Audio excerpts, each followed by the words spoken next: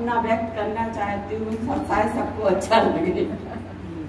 जो क्रोध मत माया अपावन, लोभ रूप विभाव है, उत्तम क्षमादि स्वभाव ही इसे आत्मा के धर्म है। सत्य शाश्वत ज्ञान में जिन धर्म से अधर्म है।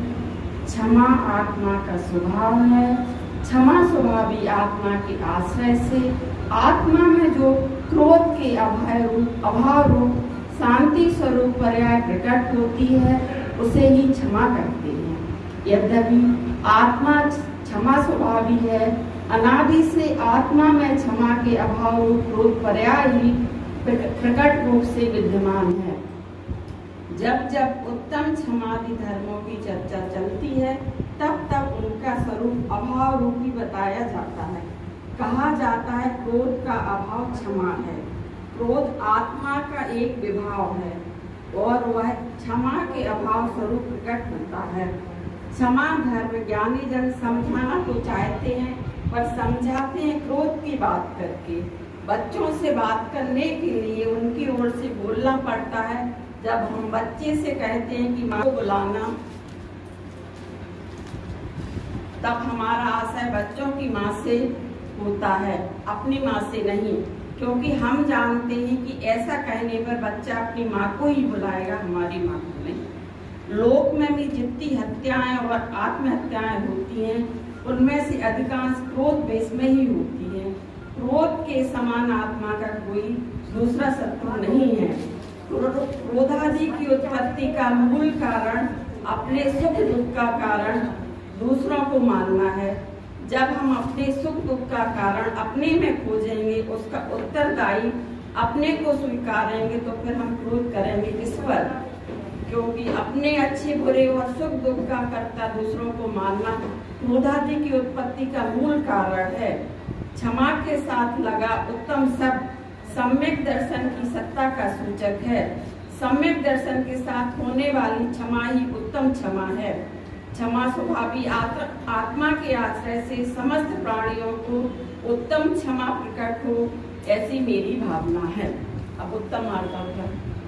क्षमा के समान मार्दव भी आत्मा का स्वभाव है। आत्मा मार्दव स्वभावी है। आत्मा स्वभावी है। कोमलता का नाम मार्दव मानवत कसाय के कारण आत्मा स्वभाव में विद्यमान कोमलता का अभाव हो जाता है। उसमें एक कर्ष उत्पन्न होती है। मान कसाय के कारण मानी अपने को बड़ा और दूसरों को छोटा मानने लगता है। उसमें समुचित विनय का भी अभाव हो जाता है। मानी जीव हमेशा अपने को ऊंचा और दूसरों को नीचा दिखाने का प्रयत्न किया करता है। अच्छे तथा कथित महात्माओं को आसन की ऊंचाई के लिए झगड़ते देखा जा सकता है। नमस्कार न करने पर उखड़ते हुए भी देखा जा सकता है। यह सब मान कसाई की विचित्र महिमा है। मानी जीव की प्रवृत्ति का चित्रण पंडित टूडरमल जी ने इस प्रकार किया है। जब इसके मान कसाई की उत्पन्न होती है तब औरों को नीचा और अपनों को नीचा दिखाने की इच्छा होती है। अन्य की निंदा करता है, अपनी प्रशंसा करता है और अनेक प्रकार की औरों की महिमा मिटाता है। अपनी महिमा करता है। महाकष्ट से जो धन आदि का संग्रह किया है उसे विवाह आदि कार्यों में खर्च करता है तथा कर्ज लेकर भी खर्च करता है। मरने के बाद हमारा यश रहेगा ऐसा विचार कर अपना मरण करके भी अपनी महिमा बढ़ाता है। कसायों में मान का दूसरा नंबर है। क्रोध का पहला 10 धर्मों में भी उत्तम क्षमा के बाद ही उत्तम मार्दव आता है। क्रोध और मान दो स्वरूप होते हैं। प्रतिकूलता में क्रोध और अनुकूलता में मान आता है। असफलता क्रोध और सफलता में मान की जननी है। असफल व्यक्ति क्रोधी होता है और सफल व्यक्ति मानी। मान भी क्रोध के समान खतरनाक विकार है। मान एक मीठा जहर है जो मिलने पर अच्छा लगता है पर बहुत ही दुखदायक है। दुख रूप ही है क्योंकि है तो आखिर कसाय। मान भी क्रोध के समान ही आत्मा का अहित करने वाला विकार है। पर से ममत्व बुद्धि छोड़नी है और रागादि भावों में उपादेय बुद्धि छोड़नी है। इसके छूट जाने पर मुख्यतः मान उत्पन्न होता है। विशेषकर अनंतानुबंधी मान भी उत्पन्न नहीं होगा। इसी ज्ञान श्रद्धान के बल पर होने वाली आत्मलीनता से क्रमशः क्षीण होते जाएंगे। एक दिन ऐसा आएगा कि मार्दव स्वभावी आत्मा पर्याय में पूर्ण मार्दव धर्म से युक्त हो जाएगा, मानादि का लेश भी नहीं रहेगा। बहुत बढ़िया, एक बार फिर से जोरदार अच्छा है।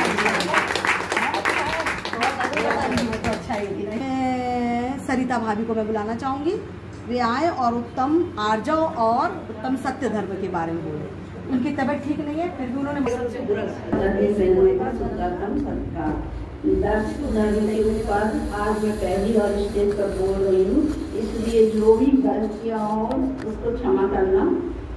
10 धर्म यानी उत्तम क्षमा और मार्दव, उत्तम आर्जव, उत्तम त्याग, उत्तम तप, उत्तम आकिंचन, उत्तम ब्रह्मचर्य, ये हमारे 10 धर्म हैं। ये धर्म क्या है? आत्मा के धर्म हैं। 10 धर्म आत्मा के धर्म हैं। ये हम वैसे तो साल में 3 बार आते हैं, लेकिन विशेष रूप से हम इसको भाद्रपद की चतुर्थी से और पूर्णिमा तक मनाते हैं। मेरी भाभी ने अभी बोला उत्तम क्षमा और मार्दव पर बोला, अब मुझे विषय मिला है उत्तम आर्जव एवं उत्तम सत्य। उत्तम आर्जव 3 कसाय चौपड़ी का अभावी उत्तम आर्जव धर्म है। अर्थात आर्जव का मतलब है सरलता। सरलता कैसे उत्पन्न होती है? जब हम अपने स्वरूप को समझेंगे कि हम आत्मा है। आत्मा आर्जव के साथ तथा उत्तम सत्य सम्यक दर्शन की सत्ता का सूचक है। उत्तम आर्जव अर्थात सम्यक दर्शन सहित सरलता। 3 कसाय चौपड़ी के अभाव रूपी परिमल स्थित मुनि राजाओं के ऐसा भाव कभी नहीं आता कि उनके मन में कुछ और वचन में कुछ और तथा काया में कुछ और। उनकी परिणति तो शुद्ध इस प्रकार होती है, दिन रात आत्मा का चिंतन, दिन रात आत्मा का चिंतन, मृदु संभाषण में कई वचन, निर्वस्त्र दिगंबर काया से भी प्रकट हो रहा है अंतर्मन। जब इंद्रिय बदलती है तो दिशा बदलती है और दिशा बदलती है तो दशा बदलती है। ये है उत्तम आर्जव। अब उत्तम सत्य। सत्य क्या है? झूठ न बोलना ही सत्य क्रम है। कभी भी सूक्ष्म झूठ नहीं बोलना चाहिए। सूक्ष्म झूठ न बोलना महाव्रत कहलाता है, सत्य महाव्रत। सत्य की कठोर अप्रिय समिति न बोलकर हित में प्रिय वचन बोलना भाषा समिति है। और बोलना ही नहीं वचन गुप्ति है। उत्तम सत्य धर्म सबसे पृथक होता है, क्योंकि उसे शास्त्रों में अनुव्रत महाव्रत भाषा समिति और वचन गुप्ति से अलग बताया है। तथापि सामान्य स्वरूप सत्य अनुव्रत, सत्य महाव्रत, भाषा समिति और वचन गुप्ति को सब धर्म बोलते हैं। तथापि सब धर्म इससे अलग है। ज्ञानानंद स्वाभाविक त्रैकालिक ध्रुव आत्मा तक भी परम सत्य है। उसके आश्रय से ही उत्पन्न हुआ ज्ञान श्रद्धान एवं 3 कसाय चौपड़ी के अभाव रूप वितरागी परिणाम की उत्तम सत्य धर्म है। धर्म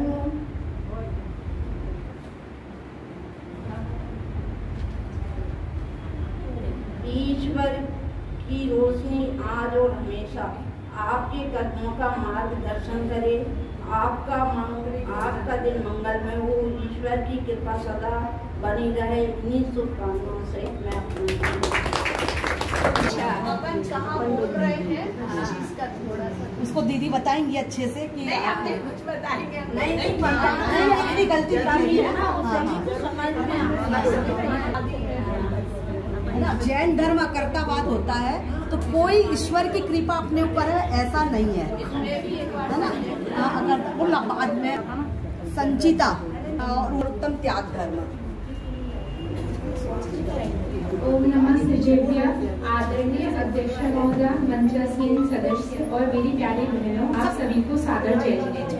10 लक्षण उपरांत आज हम सभी प्रथम ज्ञान गोष्ठी कार्यक्रम के लिए एकत्रित हुए और प्रथम गोष्ठी में मुझे सर्वप्रथम अवसर मिला।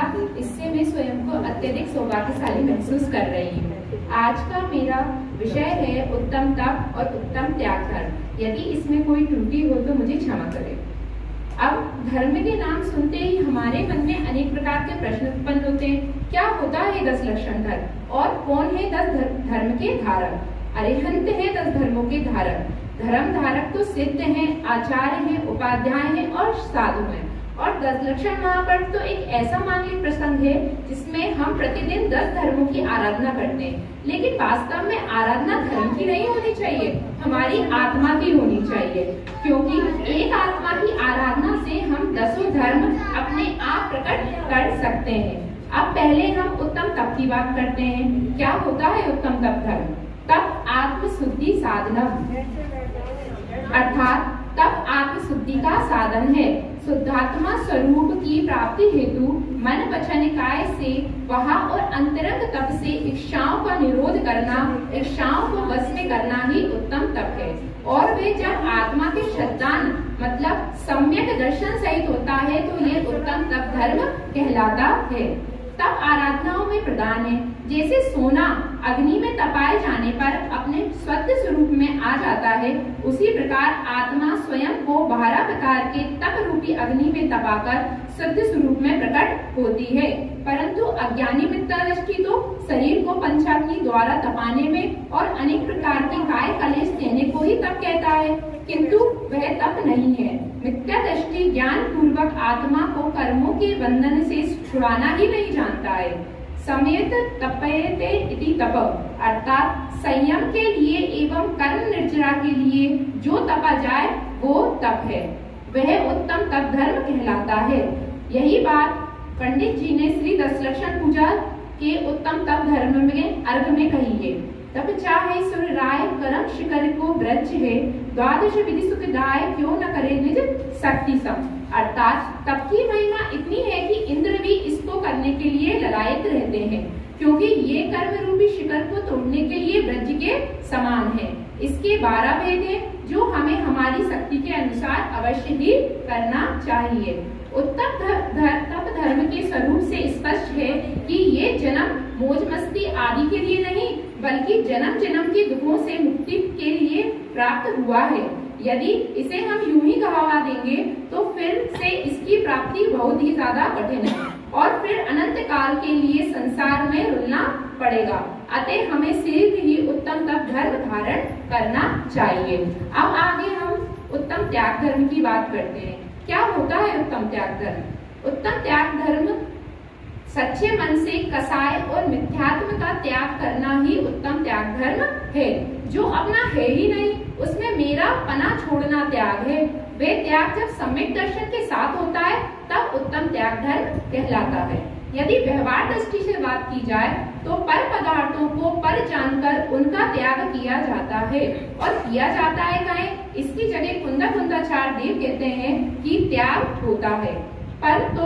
पर को सिर्फ पर जानना है, परंतु समस्या आज तक ये है कि हमने कभी पर पदार्थों को पर जाना ही नहीं, उसे हमेशा अपना माना है। पर तो अपना कभी हुआ ही नहीं था। हमने पर को अपना बनाने की चेष्टाएं जरूर की हैं, पर यदि अपना बन जाता तो हमारा ये प्रयास सार्थक होता। लेकिन अनादिकाल से आज तक अनंत प्रयास करने के बाद भी दुनिया का कोई भी पदार्थ मेरा बना ही नहीं, कोई वस्तु तो मेरी हुई ही नहीं, और हम वस्तुओं को त्यागने को त्याग कह रहे हैं। कई जगहों पर त्याग को दान का पर्यायवाची शब्द की तरह भी प्रयोग किया जाता है, परंतु दोनों में कुछ अंतर है।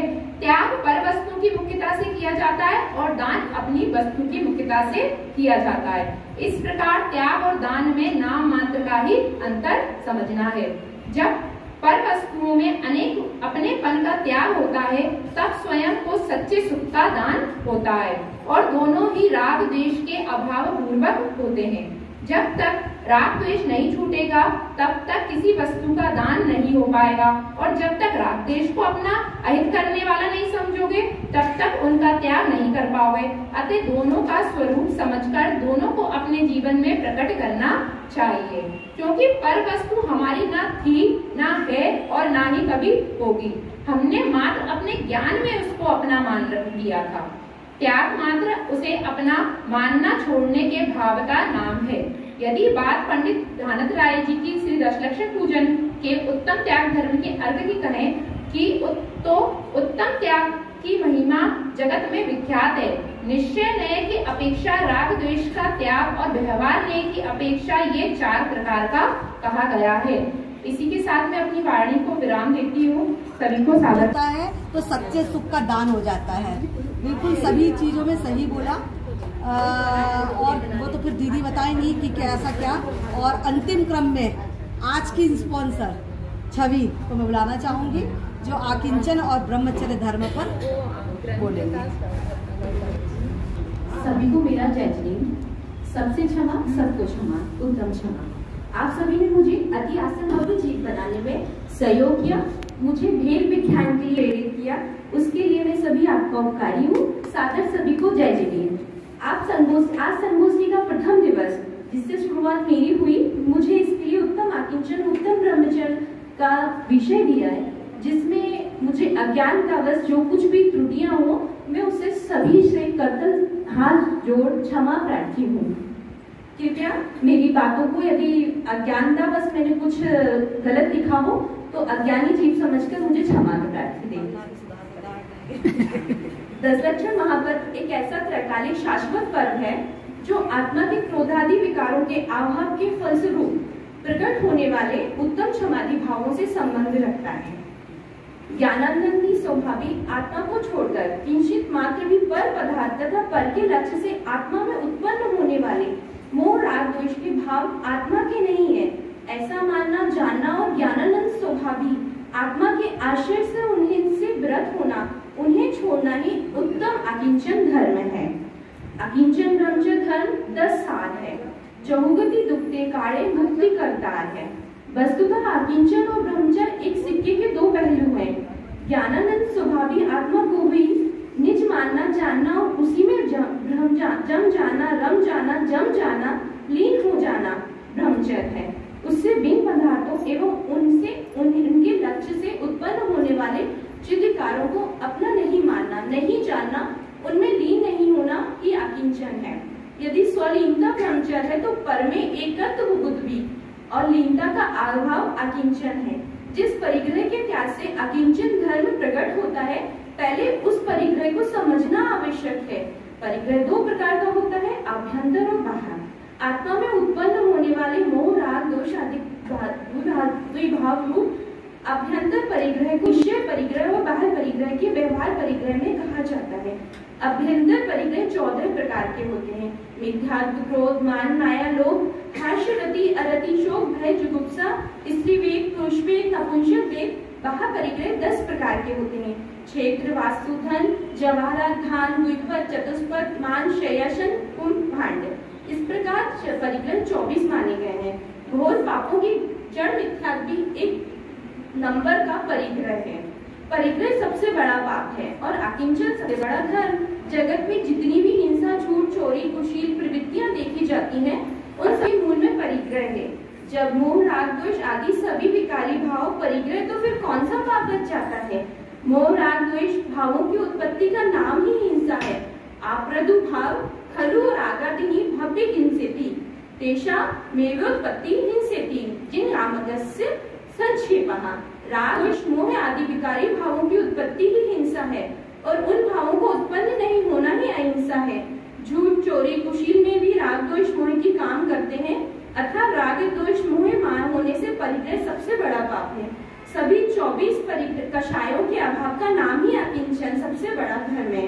बाह्य परिग्रह से रहित द्वेंद्रीय मनुष्य तो बाह्य परिग्रह से रहित दरिद्री मनुष्य तो स्वभाव से ही होते हैं, किंतु अंतरंग परिग्रह को छोड़ने में कोई भी सामर्थ्य नहीं होता। अष्टबाहु में सर्वश्रेष्ठ दिगंबराचार्य कुंद लिखते हैं, भाव विशुद्धिणी मिंतम बहिरंग किराय चायो बहिराच्यो विहल्लो अभ्यंतर गंध जुत्तस्सो। बाह्य का त्याग भावों की विशुद्धि के लिए किया जाता है, परंतु रागादि भाव रूप अभ्यंतर परिग्रह के त्याग बिना बाह्य परिग्रह का त्याग निष्फल है। अब आती है उत्तम ब्रह्मचर्य। ब्रह्म अथवा निज शुद्ध आत्मा में चरना रमना ही ब्रह्मचर्य है। जैसा कि अनगा धर्मामृत में कहा है, या ब्रह्माणी स्वत्मनि शुद्ध बुद्धिचर्या पर द्रग मुच प्रवति तत् ब्रह्मचर्य व्रत सर्वभूमिये पांति या तांति पर्व देवराम। पर द्रव्यों से रहे शुद्ध बुद्ध अपने आत्मा में जो चर्या अर्थात लीनता होती है उसे ब्रह्मचर्य कहते हैं। व्रतों में सर्वश्रेष्ठ इस ब्रह्मचर्य व्रत का जो पालन करते हैं वे अतीन्द्रिय आनंद को प्राप्त करते हैं। इसी प्रकार का भाव भगवती आराधना एवं पंचंती पंचविंशति में प्रकट किया गया है। यद्यपि निजात्मा में लीनता ही ब्रह्मचर्य है, तथापि जब तक हमने अपनी आत्मा को जानेंगे नहीं मानेंगे नहीं तब तक उसमें लीनता उसमें कैसे संभव है। इसलिए कहा गया है कि आत्मलीनता अर्थात सम्यक चारित आत्मज्ञान में आत्म श्रद्धान पूर्वक ही होता है। ब्रह्मचर्य के साथ लगा उत्तम शब्द भी यही ज्ञान कराता है कि सम्यक दर्शन सम्यक ज्ञान सहित आत्मलीनता ही उत्तम ब्रह्मचर्य है। ब्रह्मचर्य धर्म को पूर्णता धारण करने के लिए मोक्ष लक्ष्मी को प्राप्त करने के लिए घानत राय ने कहा है, धर्म 10 पैड़ी चढ़ के शिव महल में पग धरा। घानत राय जी कहते हैं कि 10 धर्म रूपी सीढ़ियों पर चढ़कर शिव महल में पहुंचते 10 धर्म रूपी सीढ़ियों पे 10वीं सीढ़ी ब्रह्मचर्य, उसके बाद तो मोक्ष ही है। साचा है आत्मा आंख बंद कर देखो, भगवान की दिव्य ध्वनि में भी आया है, जीवात्मा आत्म तत्व में एकाग्रता होते ही सारे प्रपंच स्वयं विलीन हो जाते हैं, सारी कर्म धाराएं स्वयं छीन भिन्न हो जाती हैं। एक आत्म स्वभाव का स्मरण ध्यान आते ही सारा भ्रम भ्रांति अज्ञान मिथ्यात्व सब भूल जाता है चेतन। एकमात्र शक्ति का जागरण होता है, मैं आत्मध्रुव त्रिकाली परमात्मा हूँ, मेरा तुम पर्याय परिणमन जन्म भाव में कोई लेना देना नहीं, मैं मात्र ज्ञायक हूँ, अपने ज्ञान भाव में लीन रहूं चेतन। सावधानी ही साधना है, जैसे तैसे अंतर में रमोगे, जैसे तैसे अंतर में जमोगे, वैसे वैसे साधना में निखार आएगा चेतन। जागो चेतन। जय जी में विराम दिया। अगली बार से जैसे अपन सोच रहे हैं, अभी तो नहीं लिया कि जो भी बोलेगा बोल के जाएंगे, उसमें से 2 क्वेश्चन निकाल के पूछेंगे। कम से कम अपन क्या सुन रहे हैं और इतनी तैयारी उनने करी है, तो वो तैयारी में उन्होंने क्या क्या बोला है तो अपन सबको रीड हो जाए एक बार फिर से। आज तो नहीं किया पर अगली बार से जरूर करेंगे ऐसा। 2 नहीं तो 1 क्वेश्चन, मतलब 5 में से 5 क्वेश्चन। अभी ग्रंथ के नाम पूछ सकते हैं। हाँ, जैसे उनने 2-3 ग्रंथ का नाम बताया, अलंकार धर्मामृत, भगवती आराधना, पूजा। तो उन्होंने कितने सारे ग्रंथों, मतलब कितना अध्ययन किया होगा, ये सोचो कि उन्होंने कितने सारे ग्रंथों से अध्ययन करके उसको दिन भर में लिखा, 3-4 दिन से मेहनत करी होगी। इसलिए सभी आए, अपन आज 25-26 लोग आए हैं, परंतु ये मेहनत का फल नहीं है उनके, है ना। अपन 50 लोग हैं तो कम से कम पूरे लोग आए। ये बहनों, आप सब लोगों ने बहुत अच्छा मेहनत की है, बहुत अच्छा बोला है। मैं तो इसके लिए तैयार भी नहीं थी अभी कुछ बोलने को इसमें, इसलिए ये सब सुन के अपन सिर्फ करते रहे भाई को और आगे बढ़े और इसमें ही अपने जमे रहे। इसलिए अपनी सबसे बड़ी प्रस्तुति रहेगी, सब हर बात में हर काम में आगे इसी में ध्यान रहे अपना, और कहीं कुछ नहीं बस नहीं। देखो क्या करना पड़ेगा, जहाँ भी स्वाध्याय मेन तो हाँ, जितने लोग आज हैं अपन इतने, यदि अपनी हर अष्टमी और चतुर्दशी की क्लास में आए तो अपना तो कब फिर से बोलूंगी कि हम लोग में मतलब हम लोग में क्या कमी थी, उस कमी को कैसे पूरी करें। आगे जो आने वाले वक्ता रहेंगे उनको किस चीज का ध्यान रखना है और वो कैसे बोले अगले क्रम में, आने वाले क्रमों में। तो उसके लिए हम लोग सबको थोड़ी प्रेरणा जय जी। इतना बढ़िया बोला सबने कि हम सोच भी नहीं सकते सच में। देखो 2-3 फायदे हुए इससे। हमने शास्त्रों को पुनः खोल के देखा, हमने अभी 10 लक्षण पर्व मनाए थे, उसके बाद हमने फिर से उन सब चीज़ों पर विचार किया। इसने बम्बू ने और हमारी सविता जी ने, सविता जी ने सबने बहुत अच्छा बोला, खूब अच्छा मैटर निकाल के बताया। अब मैं तो ज़्यादा कुछ जानती नहीं हूँ धर्म के बारे में, तो उतना जानती नहीं हूँ जितना श्रद्धा जी और आप सब लोग समझते हैं। बोलने की एक टेक्निक के बारे में मैं थोड़ा बहुत जानती हूँ, तो वो आपको बता दें। क्या होता है कि जैसे हमने कोई निर्णय लिया अपने मन में कि हमें अभी ये काम करना है, जैसे सविता भाभी ने सोचा कि मुझे बोलना है, तो एक नियम है इस पूरी सृष्टि का कि आप जो चाहते हो वैसे ही परिणाम आपकी तरफ आने लगते हैं। आपका चिंतन मुखर हो जाता है, रात को नींद भी नहीं आई होगी, मुझे पता है। ये जो पहली बार मुझे पता है क्योंकि इन सारे अनुभवों से मैं गुजरी हूँ। मैं ट्रिनिटी कॉन्वेंट में नौकरी करती थी। ये है बात 2000 से पहले की, और सिस्टर का जन्मदिन था, तो सिर्फ हमें इतना बोलना था कि हैप्पी बर्थडे सिस्टर। हम ऐसे कांप रहे थे और हम रोने लगे थे स्टेज पे। उस दिन मैंने घर आके, तब लैंडलाइन फोन चलते थे, अपने पिता से बात की, तो उन्होंने मुझे कुछ प्लीज बताई कि ऐसा करो, कोशिश करो अपने आप को जिस सब्जेक्ट पे बोलना है उस पे अगर आपको 10 शब्द बोलने हैं तो आपको 100 शब्द आने चाहिए एट द स्पॉन्टेनियसली। तो ये जो पूरी कायनात है ये हमारा सपोर्ट करती है। अब जैसे आज ये लोग बोले तो इनको समझ में आया कि यही परिस्थितियां तो पहले थी, लेकिन हमने क्यों नहीं कोशिश की। सब कुछ ये कुदरत हमें दे देती है, हमारा चिंतन मुखर हो जाता है। ये जो नववक्ता थे इनके बीच बीच में ऐसी बातें भी आ गई थी कि जो उनकी स्वयं की थी, शास्त्र से नहीं थी। और एक चीज और ध्यान रखना चाहिए, एकदम शास्त्रीय भाषा का प्रयोग हमें नहीं करना चाहिए। जो शास्त्रीय भाषा अपने आप ही समझ में आता है कि हमने कहीं से कॉपी किया है। किसी पर्टिकुलर टॉपिक पर हम क्या सोचते हैं हम वो भी ले सकते हैं। एक वन में अगर 20 लोग जाएंगे जंगल में, तो 20 के 20 लोग अपना मतलब हल करेंगे। एक व्यक्ति जाएगा, उसको वहां ध्यान लगाना है, वो अपना स्थान ढूंढेगा। दूसरा व्यक्ति जाएगा, उसको वहां का पेंटिंग बनाना है, तो वो दृश्य ढूंढेगा। तीसरा व्यक्ति जाएगा, उसको लकड़ियां काटनी है, वो लकड़ी। भूखा है, वो फल ढूंढेगा। किसी को झरने का संगीत सुनना है तो वहां जाकर उसका आनंद उठाएगा। तो ये पूरी सृष्टि का नियम है। अपन खाना बनाते हैं कितनी शिद्दत से, आज हमसे ये गलती हो गई, हम खुद ही उसको एनालाइज करते हैं कि हमें नमक का रेशियो या घी का या शक्कर का कितना रखना था। तो ये सारी चीजें प्रैक्टिस से आ जाती हैं। और हम सब इतना सुनते हैं, इतना पढ़ते हैं, इतना सद्मार्ग पे चलते हैं, इतनी संतुलित हमारी जीवनचर्या है, हमारा ये लेवल बहुत हाई होता है। हम इसको कहाँ तक पहुँचा सकते हैं ये हम पर ही डिपेंड करता है। तो बस हमें कुछ करना नहीं है, ना हमें किसी की लकीर छोटी करनी है, ना हमें खुद को बड़ा दिखाना है। सारे धर्म उसमें आ गए। यदि हमसे गलती हो जाती है तो हम क्षमा मांगने से कौन से छोटे हो गए। हम सीख सकते हैं, learning is a process for the whole life, पूरी जिंदगी। एक व्यक्ति अखरोट का पेड़ लगा रहा था, वो 80 साल के थे, तो उनके पोते ने कहा, दादा तुम तो चले ही जाओगे, ये अखरोट कौन खाएगा। तो उसने बोला कि मैंने भी बहुत लोगों के लगाए हुए पेड़ों के अखरोट खाए हैं, तो क्या मैं कुछ ना करूं। तो ये जो सामाजिकता है, ये श्रद्धा बहुत ही अच्छा प्रयास कर रही है। और मैं जितना टाइम दे पाऊंगी आपको एक चीज बता दें कि सामाजिकता का हमारे जीवन में बहुत बड़ा रोल है। हम ध्यान करते हुए अकेले अच्छे लगते हैं। आपने कभी कल्पना नहीं करी होगी कि जो जंगल होता है ना, उसके जो पेड़ होते हैं, यदि किसी पेड़ को बीमारी हो जाती है तो बगल वाला पेड़ उसको दवाई भेजता है। अगर पानी की कमी हो जाती है तो अपनी जड़ों के थ्रू एक नेटवर्क होता है वहां, वो पानी भेजता है, मैसेज कन्वे करते हैं। एक पेड़ को 50 साल तक, गिरे हुए पेड़ को पड़ोसी पेड़ों ने जिंदा रखा।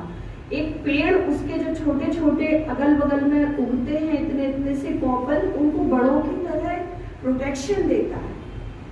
तो ये सारी चीजें पेड़ कर सकते हैं, हम क्यों नहीं कर सकते। और हमारी दुनिया कितनी सीमित है, लोग बात तो कितने लोगों के लिए कितना कुछ करते हैं। तो श्रद्धा के प्रयास के लिए पहले तो जोरदार तालियां। और जो भी अब अगली बार बोलेंगे तो थोड़ा ये कोशिश करेंगे एक आध पेज बिना देखे बोले।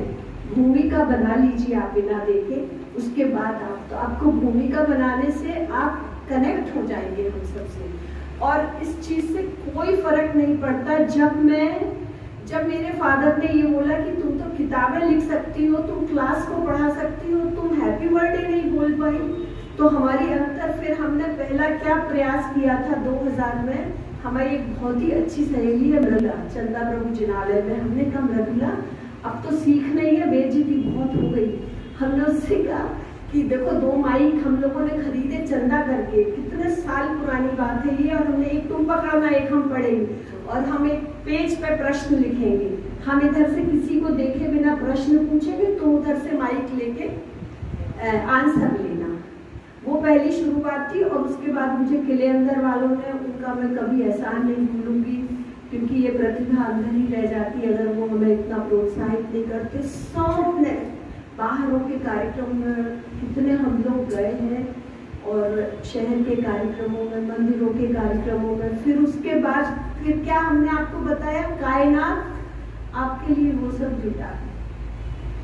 तो हम ठानना बस है कि हमें तो सीखना है। हम एक बार एक भी शब्द नहीं भूला कोई, नहीं तो क्या होता है धुंधला दिखाई देना शुरू हो जाता है थोड़ी देर। इसलिए मेरी बात याद रखना कि आप लोग बहुत अच्छा कर सकते हो, और आप अपने स्वयं के विचारों को भी शेयर कर सकते हो। और श्रद्धा और आप सब भाभी जी वगैरह, मनीषा, ये तो बहुत अच्छे वक्ता पहले से ही हैं, सुना ही हुआ है लॉयंस क्लब में और इसमें। और हमारी मनु भाभी, तो आपने मुझे बुलाया और इस लायक समझा, इसके लिए और आपने जो पहला विचार उठाया है उसके इर्द गिर्द आपकी पूरी दुनिया घूमना चाहिए। ऐसा नहीं हो कि हमें ऐसा लगे एक टुकड़ा हमने यहाँ से लिया है और एक यहाँ से लिया है। जो चीज, जैसी भाषा हमने प्रयोग की है, जैसे ये वन का एग्जाम्पल है कि पूरे लोग अपनी चीज हासिल कर लेते हो उस वन से। लकड़हारा लकड़ी, पेंटर चित्र, संगीतकार संगीत सुन लेता है। वही तो हमारे, हम घर में भी तो वही करते हैं, हम ही एक होते हैं और पूरे घर को हम मैनेज कर लेते हैं। वही अपनी भाषा को मैनेज करना है, इसमें कोई बहुत बड़ा स्किल नहीं है। और मुझे तो इतनी खुशी है कि मेरा सिर गर्व से ऊंचा हो गया कि आप लोग इतना अच्छा बोलते हैं। और श्रद्धा बहुत प्रयास करती है, नहीं बार बार नहीं, प्रयास करने वाला भी तो कोई इंजन तो चाहिए ना। ऐसा नहीं, सबका सहयोग करने वाला चाहिए। क्योंकि मेरे को भी याद आ रहा है, आज 5 की 5 दीदी कोई कांपा नहीं। जब मैं पहली बार संचालन करी थी, दीदी ने मुझे मंगलाचरण करना तक बताया था कि स्टार्टिंग में जाना, जय बुलवाना, फिर मंगलाचरण ना, मतलब पूरी एक एक चीज मुझे लिखवाई थी, ऐसा समझाया था मुझे, उनने पढ़ाया था। और तब भी मैं कांप रही थी माइक लेके, मतलब इतना डर लग रहा था, अति वाला डर। परंतु आज यहाँ पे कोई ने नहीं कांपा, किसी के हाथ नहीं कांपे, कॉन्फिडेंस, सबने एकदम निर्भीक होकर बोला। होना चाहिए कि जैसे हम बिना देखे बोल रहे हैं, हम कुछ चीज भूल जाते हैं, तो हमारा दिमाग इतना तेज चलना चाहिए, सामने वाले से उसको पता नहीं चले कि मैंने यहाँ पर करेक्शन आएगा, दूसरे राउंड में आ जाएगा, दूसरे राउंड में आने वाला है। और उन्हें अपनी विरासत मुझे दिया है। अरे हम स्कूल में रो दिए, सही में हमने अपनी कॉपियाँ अपने से मुझे दे दी, और घर आके तुमने संभाली भी तो अच्छे से। ये भी तो बड़ी कितनी बड़ी चीज है कि 25 साल पहले की घटना में कभी नहीं भूलती कि मेरे कमांड अगर बोलने नहीं खड़े होना तो कुछ नहीं आ रहा है, अगर बोलना है तो आपको बिल्कुल कॉन्शियस सुनो क्या बोल रही दीदी, सुनो पहले कॉन्शियस होना चाहिए ना उस समय। अब जैसे संचालन था आचार्य जी का, कितनी जगह से लोग आते थे, क्या तो अपन पिटे पिटाए तो डायलॉग ही नहीं सकते, तो अपन को उस समय आना चाहिए कि भैया सागर से कोई आया है तो हम इसके लिए क्या बोले, या आचार्य श्री की कोई फोटो खींच रहा है तो उसको कैसे शब्दों में मना करें। शब्दों की विनय एक बहुत बड़ी चीज होती है, और आपकी बात का प्रभाव तभी पड़ता है जब आप कर्कश ना हो। अगर आपने एक बार किसी से एक चुप रहो, सुनो मेरी बात, चला गया, कोई नेक्स्ट टाइम आपको यहाँ खड़े नहीं बोलेगा, आपको सबको कक्का गद्दा बना के बात करनी पड़ती है और पूरी ऑडियंस को अपनाना पड़ता है। पहले अभी जैसे हम कलकत्ता में थे, बहुत ही बड़ा प्रोग्राम था, तो वो अमिताभ बच्चन आए थे डुप्लीकेट, तो मतलब हमें ये लग रहा था कि हम इनका संचालन कैसे, और दूसरी बार में हर्षवर्धन आए थे, लेकिन कुछ नहीं, हमने सबसे पहले गुरुजी को देखा, हमें पता है कि जब इनने हम पर भरोसा किया है तो मेरा, और फिर मैंने उनके बारे में डिटेल ढूंढा, फिर छोटा सा 4-5 सेंटेंस का लिखा, उनकी जो क्वेश्चनिंग की शैली थी वो उन पर इम्पोज कर दी, कितने में कॉन्फिडेंट हूँ। देखो कोई भी पेट से सीख के कुछ नहीं आता,